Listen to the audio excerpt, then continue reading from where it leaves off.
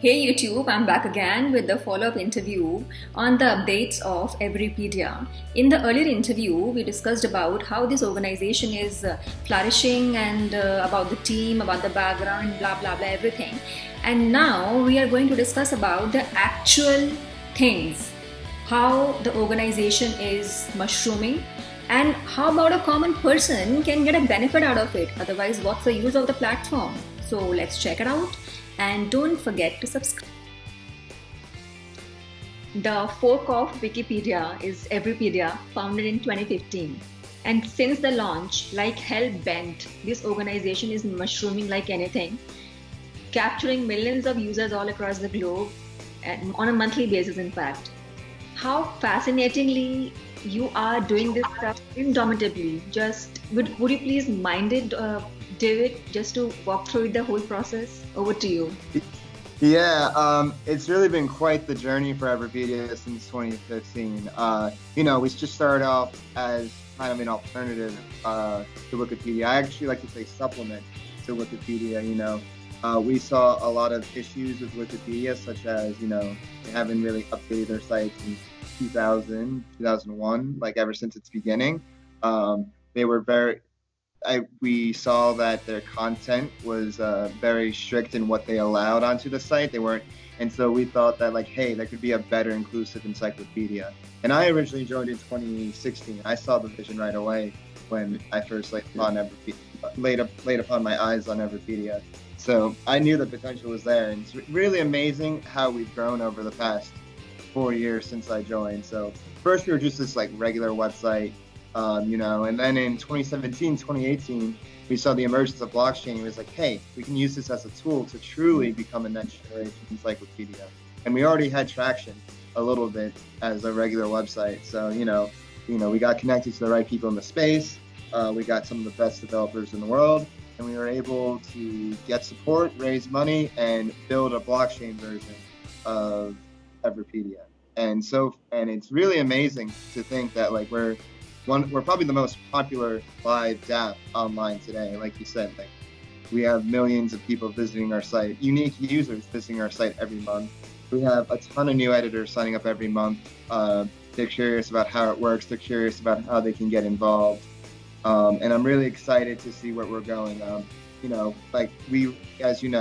on the IQ token, which is really how the website runs. It's used for governance, it's used for submitting edits. It's really everyone's stake onto the platform that anybody can basically plug into. And really see as I mentioned in our previous interview, we really see the IQ token as the foundation of a knowledge economy that powers a family of decentralized applications. So one of them that we have had live since 2019 was Predict, which is our prediction market. And what's really cool about Predict is it offers user-generated markets. So anybody with IQ tokens can go. They can submit a market. I actually submitted my first market last night. I submitted a market saying, will Tesla be included in the S&P 500 by August 29th? And I was watching the news recently. I saw Tesla just had their earnings call. They were talking about that. And one of the things the anchors were discussing were hey, do you think Tesla will be in the S&P 500 by the end of the year? And just boom, I put it onto my head oh, that would make a great prediction market. Maybe Elon will take notice. Who knows? So I made the market. It was super easy. I got to give it to the Predict team. They did such a great job making a slick website. I encourage all of your readers and listeners to go check it out.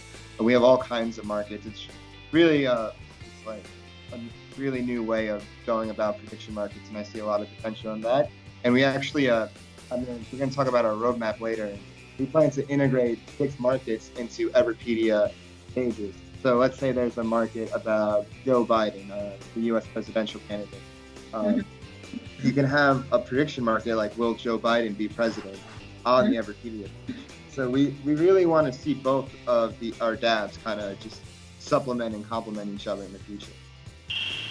Now we are discussing about the beta version of Everypedia. And if I'm not wrong, you've done last year the beta version of Everypedia as well, right? How's it going on? Yeah, it's going on great, and we plan to, have the final touches of it. Recently, we actually, instituted some server-side rendering, so there's faster load times. That should really help with the search ranking. We actually improved the mobile editor and tablet editor. We got a lot of requests from users. They were like, hey, like, when's mobile editing coming? How can you get mobile editing? So you asked, we listened. So mobile editing is available.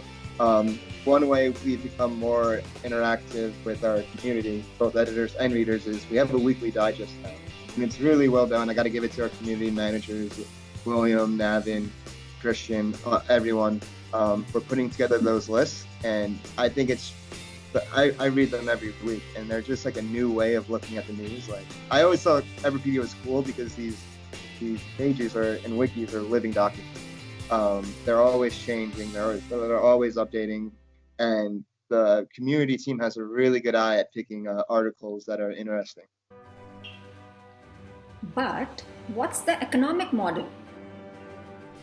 So the economic model for IQ is in order to make an edit, you have to have the IQ token. And so you make a page, you submit an edit, it's 50 IQ. And then there's a 12-hour voting period, and then the community uses their IQ tokens to vote on the page, whether to approve, to reject. If a vote is approved, then the voters and the editor get the newly minted IQ tokens, which are minted every 30 minutes. The editor gets 80% of the tokens, and the voters get 20% of that pie. And then if the edit is rejected, the tokens are locked for a period of time. So that was like the first really like use for the first economic model for IQ. And that we're looking for more ways to expand the utility of the IQ token. So now with Predict, in order to submit a prediction market, you need IQ. So right now, we're in like the beginning stages of Predict. So it's really not that much IQ to market. 2,500 IQ, but we plan to increase that in the future as use increases. So you can use IQ to submit a market, to propose one. If it's accepted, you'll be able to collect the fees from that market. And then when we plan for when a market is over and it needs to be resolved, we plan for one resolution method to be people using their IQ tokens to vote on the event. So what will happen is like a certain amount of IQ will have to be voted for the resolution to take place. So let's say like 0.5% of the supply, 1% of the supply. We're still working out the numbers. So the community can actually vote on the resolution of the market and get rewarded for their participation for it. Okay. The initial struggle. Well, David played a crucial role in the development phase of Everpedia. Initially, he helped the organization in content, in editing, whatever work he has got, he has done properly. And now he is promoted to the next level under business development role, wherein he is taking care of partnerships as a vice president. So let's hear it from him. David, out of curiosity, I'm just asking you, when you have started in 2015 and then launched finally in 2016 probably. So, like, what was your marketing channels? How you captured the audience at the initial stage? Like, you've done yourself everything, or like, what are your... Yeah, I've had a lot of positions at Everpedia. I just started off as like a volunteer contributor in 2016. I thought it was cool. And then for probably like 2.5 years, I was an executive editor. So it was my job to find, I would like to call up and coming topics to write about and to document. I kind of viewed myself as a scribe, as like kind of a historian. I kind of consider myself documenting subjects and topics that weren't considered academic or scholarly right now in the moment because they're kind of like pop culture. But in the future, they're going to be considered important historians. I would like to point to the example of jazz music in like the 20s and 30s. At the time, it was viewed as like new, braggadocious. It wasn't viewed as like very classy or like very professional. Like it was just like something that people just did for fun, and like it grew to become this huge thing. And now people study jazz in college. So you just apply that thinking to just like topics that in pop culture that are happening today. And so spent a lot of time editing and researching topics. I kind of like developed a system of like looking for what's popular. I realized like certain groups and certain subcultures had a certain propensity to create interesting subjects as wikis, and I definitely took advantage of that while I was a writer. Now I'm more on the business side of things. I'm the vice president of business development, and one of so I look for opportunities in different ways. And so one of the opportunities that I found and that we're currently doing is our partnership with Brave. So the partnership with Brave, it's a co-marketing partnership. And one of the things that we're doing is we're making pages for Brave creators. Now these Brave creators fall in like the perfect category of the topic culture. Okay. They usually like a streamer on Twitch, they're a gamer, they're an influencer, or they're on YouTube, or they're a YouTuber or whatever, and they have a following, people are searching for them, but they don't have the page. So when we do a Brave Contributor of the Day, we're giving them the recognition that they so often deserve. We post it on our social media. It's super popular in their back community subreddit. You always see a ton of upvotes on it. Their community team actually shares it in their Telegram. We've gotten a lot of good feedback on it. And we actually, the partnership was only supposed to be 3 months, and we actually got an extension on it because it's been so successful. Okay. So this is about the organization's partnership that you are involved into. So this is one stage wherein you are helping Brave, and Brave is also helping you out in terms of branding and stuff. What all other strategies other organizations can come up with you and then collaborate with you so that they can also have something you can also have in return, whatever you want? So any pointers for other organizations also? Anything in your mind? Are you asking me for advice for other organizations on getting partnerships? Yeah. You are getting okay. And also apart from that, I'm also asking you that what all are the other ways the other organizations can collaborate with you? On what basis? Oh, okay. Yeah. So my branding is branding something that you are writing pages for them, and they're also giving some space on your platform for you. But what apart from that, for other organizations, I'm asking you to collaborate with you? Yeah, so for my advice to like business professionals, just find natural solutions. Partnerships should happen naturally. You shouldn't even have to try. Like, you should just have something to offer them that's actually substantial and that can make a difference. And if they recognize that, it will just come naturally. And that's how I've done all my partnerships in the past. So we've had the one with Brave. We've had one with Hacker Noon, which is a very popular technology website. We had their Hacker Noon Contributor of the Day last year. And then even before that, we had a partnership with probably one of the biggest DJs in the world. His name's Excision. He had a series where he would have a spotlight artist of the week. And so what we would do is we make the Everpedia page for the spotlight artist of the week, and he would share the Everpedia page along with the artist's SoundCloud and music and whatnot. So every tweet, every Instagram story came with an Everpedia page, and thousands of people saw that.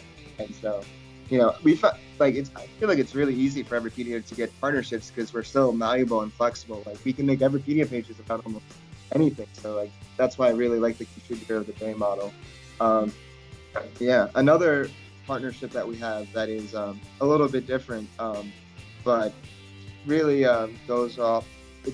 I really consider it too, like, really professional and really outstanding blockchain related organizations working together is us and Token Pocket. Token Pocket is a multi-chain wallet and dApp portal. They're probably the largest of its kind in Asia right now. And we're going to do various activities together. For example, Token Pocket is actually going to give us our users free CPU on our Everpedia and Predict app. So, how EOS works, you need CPU in order to, perform actions on the network. So Everpedia has been providing CPU for all our users, and now Token Pocket is going to help us with that. So we really appreciate that. Another way that we're working together is Token Pocket. They actually have this new DeFi service called Flash Loan, and so now people can take out loans with no collateral, and it's all done in one transaction. Now people can access IQ through Flash Loan, which is really cool, increasing the utility of IQ. And another way that we're collaborating with each other is just like general co-marketing, co-branding. We have the token wallet, featured on our GetIQ page as one of our like recommended preferred wallets. Everypedia is live on their DApp portal, in their platform. So I think they're really cool. They're doing a lot of great work. We were both early EOS adapters. We announced our airdrop in 2018. They started planning to build on EOS in December 2017. So it's just a really natural fit again. I'm really excited to work with them and see where we go in the future. Yeah, wonderful. Well, that's okay. But what about a common person? How they can get benefit? I just want to have a brief, walkthrough for a common person if he or she wants to get the leverage from this particular platform, Everypedia, how they can do that. If you can just walk through it in brief, from the sign up itself, from getting the IQ token and get the leverage and then make money in crypto. Yeah. Okay. So there's two ways to get involved with Everypedia and Predict. Well, mainly I have two ways to get involved with Everypedia. One is to sign up for, get an EOS account, sign up for Scatter or Token Pocket. That's a little bit of an arduous process, but once you do that, you can get IQ token. There's various ways to get IQ tokens from there. You can get them on YOLOSwap, Bancor, Nudex, other exchanges, Bitfinex, Upbit. You get your IQ tokens, and then you start editing, and we have various tutorials and walkthroughs to teach people how to edit. We have templates for people to use, so they can already like parts of the wikis are already written. It's just like it's already laid out. They just have to like plug and play basically. And I'm actually really proud of like how the leadership in our community is helping new users. It's really if any users have any questions, we have a chat on the site. And we're really responsive on there. We have big communities in our Telegram of different editor groups and whatnot, and people ask their questions in there. And what's really cool is we actually launched a few foreign language sites since we last spoke. And so we have, along with our English site, we have 3 different languages. We have one for our Korean community, we have one for our Spanish community, and we have one for our Chinese community. Wonderful. And actually, the other day, I was talking to a friend in China. I was showing her our Chinese site, and she was like, in one of the pages on the front page was this woman named Grace Chow, and she was like, I guess she's in the tabloids of China, and she was like, "Oh my God, you have Grace Chow." And I'm like, "Who's that?" And she gave me like the whole story of Grace Chow, and it sounded like some like American drama stuff in China. I'm just like, oh, this is what Everypedia was made for. And now it's happening in China. So it just makes me smile. That happened. Progress moving forward. Yeah, wonderful. Okay, my favorite question from you. Yeah. Where Bitcoin will go now? So much speculation going on right now also, and we've seen 2 days back also what happened in the market. What is your take on that? Historically, if you see the halving happen, the price goes up afterwards. Now, it doesn't go up immediately afterwards. It depends on the time. It depends on a variety of factors. You now have like Corona going around the world and stuff. But like, I am super, super bullish on Bitcoin. Like, this whole crisis happening right now with the Federal Reserve printing money, the money prints to go burn me. Like, this is why Bitcoin was created. And people are just like, oh, why isn't Bitcoin mooning now? I'm just like, just be patient. Like, the market can be irrational longer than people can solve. I heard that quote the other day, and so true. So just be patient. Bitcoin, it really amazes me because Bitcoin is the best performing asset hands down.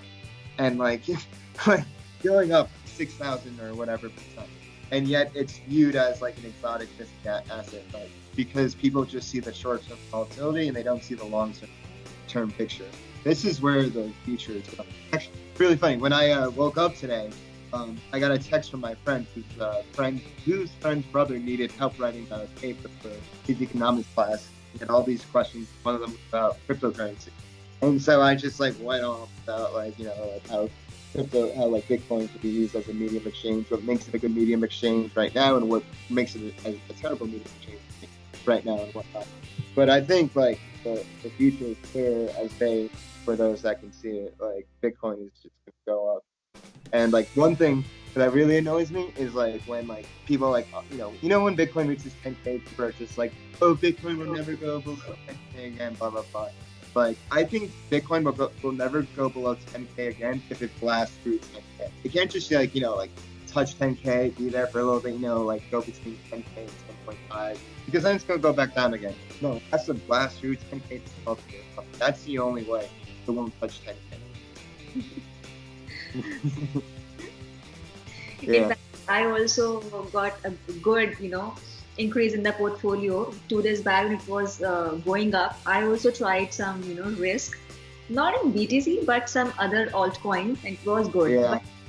But yesterday and day before, I didn't take a risk on BTC. Just I was just thinking it was creating some kind of pumping is going on and some FOMO is going on. Is just keep it calm, just keep calm.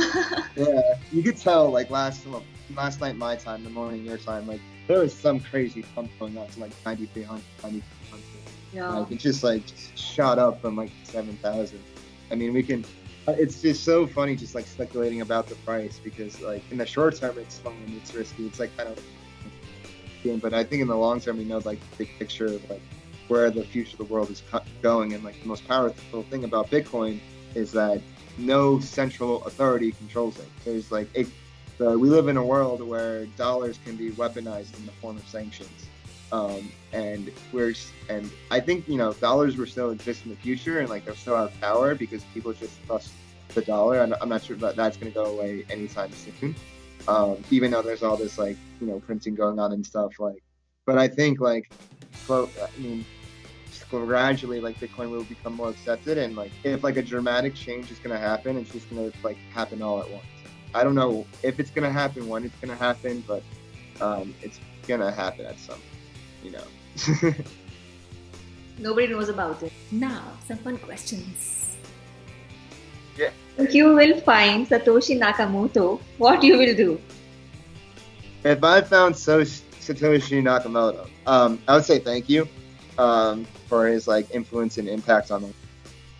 He really changed the world for like as we know it today. He inspired thousands, hundreds of thousands, if not millions of people to look at money differently, to look at economics differently, and to think of the world, to view the world differently. So I would just say thank you. And what will governments do then if they'll find him? I mean, who knows? They'll probably like try to hire him or something, or like be like, "Yo, work for us." Like, who knows? Like, if Satoshi's a person, a group of people, alive or dead, it's great. Truly one of the great mysteries of our time. Who is? A true mystery. Okay, well, that's all from my end. Thank you for your time. Thank you for your patience of listening my questions and answering them to me. Thank you. I love to talk, so thank you for listening, and thank all your viewers. And if they want to follow Everpedia, see what we're up to, I encourage you to visit everpedia.org, follow us on Twitter at Everpedia, follow us on Instagram, Facebook, join our Telegram at Everpedia. That's probably like where our community is most active right now. You'll find me in the chat. If you want to like follow me on Twitter and see what I'm up to, I'm at Dave Said That, and so I'm always tweeting. Especially I've been tweeting my prediction markets recently. I think it's so cool. So follow Everpedia and follow me, and we'll have fun together. Guys, please do it. Please follow David. Please follow Everpedia. Please follow everyone in the organization. And follow Hina. Follow me also, yeah. Follow you. Yeah. All right. Thanks so much, David. Thanks so much. Thank Bye-bye. you. Yeah.